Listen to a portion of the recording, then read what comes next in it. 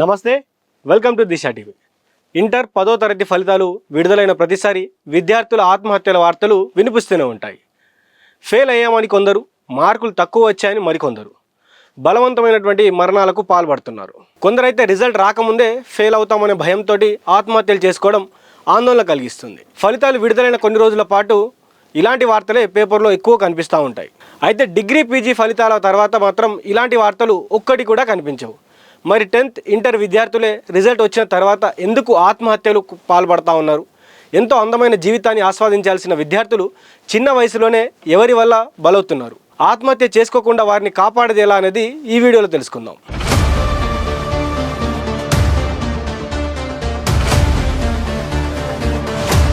రీసెంట్గా తెలంగాణ ఇంటర్ ఫలితాలు విడుదలయ్యాయి. రిజల్ట్స్ వచ్చిన నాటి నుండి రాష్ట్రంలో విద్యార్థుల వరుస ఆత్మహత్యలు తీవ్ర ఆందోళన కలిగిస్తున్నాయి.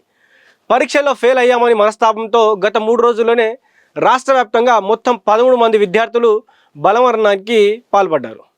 తాజాగా సంగారెడ్డి జిల్లాకు చెందిన రమేష్, నందిని, నిర్మల్ జిల్లాకు చెందిన మణివర్ధన్, బుక్కి ఆకాష్, సిద్దిపేట జిల్లాకు చెందిన పొట్ల ప్రత్యూషలు తమ ప్రాణాలను తీసుకున్నారు. చదువులో వెనుకబడ్డామన్న భయం, సమాజానికి ముఖం చూపలేమన్న ఆందోళనతో కన్నవారికి కడుపు కోత మిగిల్చి అనంత లోకాలకు వెళ్తుండడం చూసి ఆయా గ్రామాల ప్రజలు కన్నీటి పర్యతమవుతున్నారు.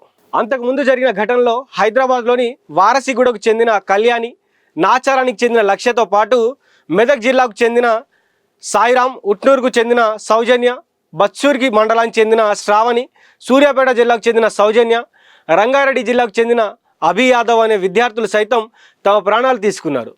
ఈ వరుస ఘటనల నేపథ్యంలో విద్యావేత్తలు, మనస్తత్వ నిపుణుల తీవ్ర విచారం వ్యక్తం చేస్తున్నారు. పరీక్షలు అనేవి జీవితంలో ఒక భాగమే తప్ప అవే జీవితం కాదని, ఫెయిల్ అయిన విద్యార్థులకు తల్లిదండ్రులు మానసిక ధైర్యాన్ని ఇవ్వాలని వారు కోరుతున్నారు.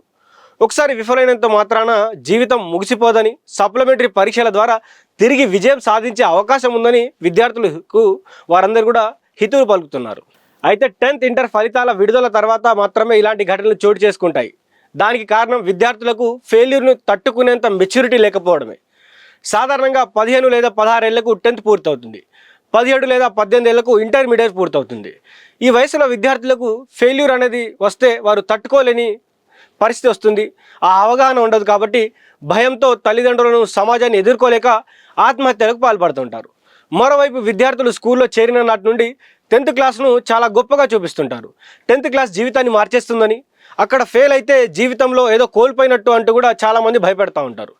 దీంతో విద్యార్థుల మెదడులో 10వ తరగతి అనేది చిన్ననాటి నుండి ఒక మైలురాయిలా కనిపిస్తుంటుంది.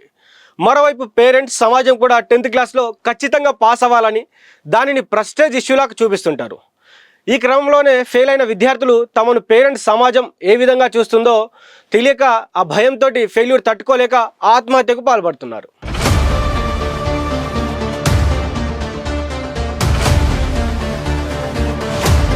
ఇంటర్మీడియట్ను కూడా దాదాపు 10వ తరగతి మాదిరిగానే సమాజం, పేరెంట్స్ చూపిస్తుంది. విద్యార్థులు కూడా ఇంటర్లో 90% కంటే ఎక్కువ మార్కులు, అంటే 90% దాటితే కానీ విద్యార్థి ఫ్యూచర్ బాగుండదు అంటూ కూడా తమ జేబులు నింపుకునే పనిలో విద్యార్థులపై ఒత్తిడి పెంచుతుంది కాలేజ్ యాజమాన్యం. పేరెంట్స్కు సైతం అలాంటి మాటలే చెబుతూ విద్యార్థులపై ప్రెషర్ పెంచుతుంది. తమ పిల్లలు ఎలాగైనా ఇంటర్లో మంచి మార్కులు సాధించాలని, అలా అయితేనే జీవితంలో స్థిరపడతారని పేరెంట్స్ కూడా లక్షల్లో ఫీజులు కట్టి పిల్లలను చదివిస్తున్నారు. చివరికి తమ పిల్లలకు ఆశించిన ర్యాంకులు, మార్కులు రాకపోవడంతో వారిని ఇబ్బంది పెడుతున్నారు. అలా విద్యార్థులపై ఒత్తిడి తేవడంతో తల్లిదండ్రుల కోరిక తీర్చలేకపోయామనే బాధతో కొందరు, వాళ్ళు ఏం అంటారో అనే భయంతో మరికొందరు ఆత్మహత్యలకు పాల్పడుతున్నారు. మరోవైపు ఇటీవల కాలంలో సోషల్ మీడియా ప్రభావం కూడా పెరిగిపోయింది. మంచి మార్కులు, ర్యాంకులు వచ్చిన విద్యార్థులు పేరెంట్స్ ఫలితాలను స్టేటస్ పెడుతుండడంతో గొప్పగా చెప్పుకుంటున్నారు. దీంతో మార్కులు రాని విద్యార్థుల పేరెంట్స్ తమ పిల్లల్ని మందలించడంతో వారు మనస్తాపానికి గురై చనిపోతున్నారు. నిజానికి single paper can't decide your future అనే ఇంగ్లీష్లో చెప్తా ఉంటారు. అంటే ఒక ఆన్సర్ షీట్ మీ జీవితాన్ని మార్చలేదనేది దీని యొక్క అర్థం. సమాజంలో చాలామంది ఇంటర్, 10th ఫెయిల్ అయినా, సరిగ్గా చదవకపోయినా ప్రస్తుతం గొప్ప గొప్ప స్థానాల్లో ఉన్నారు. కాబట్టి పేరెంట్స్ కేవలం తమ పిల్లలను మార్కుల వెంట పరుగులు తీసే మిషన్లా పెంచకూడదని మానసిక నిపుణులు చెబుతున్నారు. బల్బును కనిపెట్టినటువంటి థామస్ అల్వా ఎడిసన్, క్రికెట్ దిగ్గజం సచిన్ టెండూల్కర్, ఇండియాలోనే స్టార్ డైరెక్టర్గా రాణిస్తున్న రాజమౌళి, ఇలా చెప్పుకుంటూ పోతే చాలామంది ప్రముఖులు చదువులో రాణించలేకపోయినా ఇతర రంగాల్లో సక్సెస్ అయ్యారు. కాబట్టి విద్యార్థుల మరణాలు ఆపాలంటే ముందుగా తల్లిదండ్రులు మారాలని మానసిక నిపుణులు చెబుతున్నారు. అదేవిధంగా విద్యా వ్యవస్థలోనూ మార్పులు రావాలని, ర్యాంకులు మార్కులే ఫ్యూచర్గా చూపిస్తే టీచింగ్ జరగకూడదని సూచిస్తున్నారు. ఇలాంటి ఘటనలు చోటు చేసుకోకుండా ప్రభుత్వాలు కూడా తగిన చర్యలు చేపట్టాలని అంటున్నారు. మరి ఫ్యూచర్లో అయినా ఆ దిశగా ప్రభుత్వాలు అడుగులు వేస్తాయా లేదా అని కూడా చూడాలి. చూస్తూనే ఉండండి దిశ టీవీ.